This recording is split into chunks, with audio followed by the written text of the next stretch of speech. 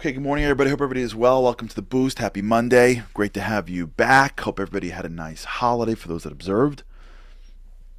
For those that didn't, sorry, we missed you on Thursday. We left off with the idea of empathy, seeing it from someone else's perspective, recognizing that so much of life really is relationships. So much of life is relationships. So much of what you want in life. If you just think of it this way, so much of what you want in life really is the product of a relationship. Even if it's the relation between the person and across the counter, right? Like so much what we're trying to get is a relationship. You want to get on the airplane, you want to get the muffin, you want to get the deal, you want to get the job, it's all relationships. So much of life is based on our muscles of how we handle each other. I had a conversation a couple of days ago with the president of a very large company, and he was asking me some of my opinions on some of the people in the company, whatever. And I was explaining to him that the number one asset he has is not what he thinks. It's his people. The asset, yes, there is IP, and there's property, and there's a lot of stuff that great companies have, but the number one asset that a company has is its people. You get great people, anything's possible. That wasn't always the case.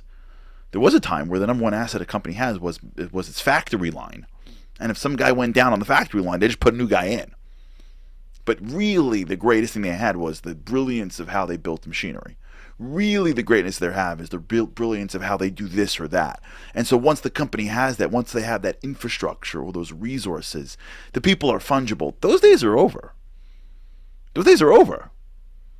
Three people in a Starbucks could upend an industry today. Anything's possible. It's people. It's people. You go to Israel and you see it straight, man. You see it straight. Israel's not a big country. Now, there's a lot of divine intervention there, but it's not a big country at all. And those people, man, they do some crazy stuff. It's people. It's a few people. They're doing crazy things. You could see some of the technology coming out of Israel. It could blow your mind. It's just a couple of people. It's not like billions of people. People are the center of everything. What you want in your life, most likely, is in somebody else's hands, whether it's love, or it's connection, or it's direction, or it's money, whatever it is, it's in someone else's hands. That's how God created us. He created the world this way because He wants us to connect to each other. But the game of life is through people, and the game of people is through empathy, because unless I understand somebody else, how am I going to interact with them? Somebody has to cross the line. Someone has to put their hand over and shake them across the aisle. If you don't think this is, if you want to see the example of how this is not true, just look at Congress right now. It's a disaster what's going on over there. I'm sure some people are good, but there's so much rhetoric and hatred. It's insane. We want to get stuff done. Someone's got to speak someone else's language. You can't spend your life speaking speaking your language if they don't understand you. I told you the story of the individual who lived right around my corner. I had someone who lived near me. And great group, great couple. I loved them both. Right? He spoke no Hebrew. She spoke no English. Love them both. They didn't speak the same language. Now, that works for a period of time until it doesn't. If you're marrying somebody, you kind of got to speak the language that they know. Right? If you're dealing with somebody, you kind of speak their language. And even if they're speaking English, they're speaking a different language. Speaking a very different language. Just recently, I was doing a personality test on somebody. There's these great personality tests that I love called PDP. And they delve into people that are dominant, people that are extroverted, people that are more process-oriented, people that are more conformist-oriented. It goes through a few key pieces. And I was trying to explain to somebody that if you're, let's say, a dominant person, you say things to other people that are offensive, but you don't even realize it because you're so focused on the things and the concepts that you don't have that same sensitivity to individuals. And if you're a high conformist, the way you react to rules is very different, right? The way you react to following rules. You ever been in a conversation? You ever been in a room with like a high conformist and a non-conformist? Do you ever have that? And non-conformist is like, who cares? And the high conformist is like losing their stuff, like losing it. Like, what do you mean you can't do that? Like, it's against the rules. Like, what are you talking about? Like, and the nonconformist isn't even processing. They're like, what are you even talking about? Like, who cares? Just break them. He's like, what do you mean break the rules? Are you crazy? What, you can get in trouble and then and the guy's like, come on. You ever mediate between those two? Forget about it. You ever watch them get married together? You ever look at a couple with like a high conformist and a nonconformist? Come on, cut the line. What do you mean cut the line? Come on. It's an airport. Just cut the line. Just go to this. Go to this. The Delta Sky Priority line. I don't have it on my. It's not on my ticket. I'm not going to the Sky Priority line. It's not my ticket. It's not honest. You crazy? You ever watch that in an airport? Watch for that. Just watch for that. Keep your eyes open. If you spend enough time in airports, I used to spend more time in airports. You see everything in airports, by the way. Everything you want to see in life, you see in airports. People are different. If you go to an airport, you can learn a lot about somebody by the walkway. By the walk, you know what I'm talking about? You know the walkway, that walking thing, the thing that moves? It's a lot about people. There's three types of people in this world. There are those that don't take the walkway. There are those that take the walkway and stand. And those that take the walkway and walk. And I bet who you are is very, very, very much connected to your choice on the airport walkway. Do you get on that walkway and fly?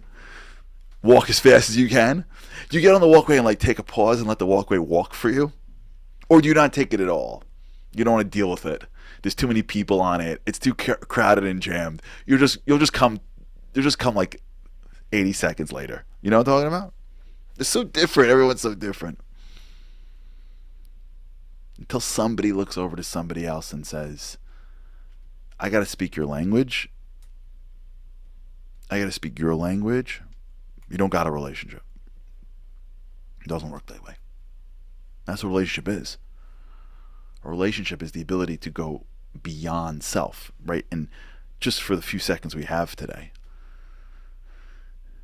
the whole concept of relationships and spirituality is for that reason, right? We have a blessing that says we bless God, really, for creating souls and their deficiencies. In Hebrew, it's Borei Nefashos Rabos V'Chesronan. We bless God. Thank you for creating all these people and their deficiencies. Why do we do that for? Because physically I am who I am, but spiritually I'm only a piece of who I am. Spirituality isn't bound by time and space. And so I'm more connected to you spiritually than I am physically. And so when I take my physicalness and I move it towards your physicalness, I'm actually bringing our souls together. I speak this way, physical. I eat this way, physical. I think this way, your brain is physical, right? Neuroconnections, right? I do this thing physically. You do that thing physically. When I take what I want, what I know, how I talk, what I look for, and I bring it to you, what you know, how you speak, what you care about, I am now making a spiritual gesture. Because if it was a physical gesture, I would never do this. Because if I was, my goal, my pursuit in life was more physical, I would never subjugate my physicality to your physicality to get to know you better. And if I'm using it to manipulate you, I'm not doing it right. But if I'm being empathetic, if I'm trying to understand you, if I'm trying to connect to you and being willing to take a piece of my physicalness, my materialism, and subjugate it to what you want, I am making a spiritual move. And by making a spiritual move, I gain in my spirituality. And by gaining my spirituality, I feel something different. That feeling that addictive, I don't know how to describe it, amazing feeling is enhanced spirituality. And I connect to you at a much deeper level. All right, we'll talk about this. This is critical spiritual stuff. All right, we'll talk about it. Everybody, great day. God's help. Can we see you tomorrow? Have a great day. Living on a lifeline. The world doesn't ever seem to change. Looking for the sunshine, but you're caught up in the rain. It's like your eyes are wide open, but you cannot see. You're watching life pass you by like 1, 2, 3. Walking in destruction. The winds of life blur your vision. All the devastation. Forever feels like you're on the run. It's time. No one else can set you free. You're locked inside, and only you have got the key.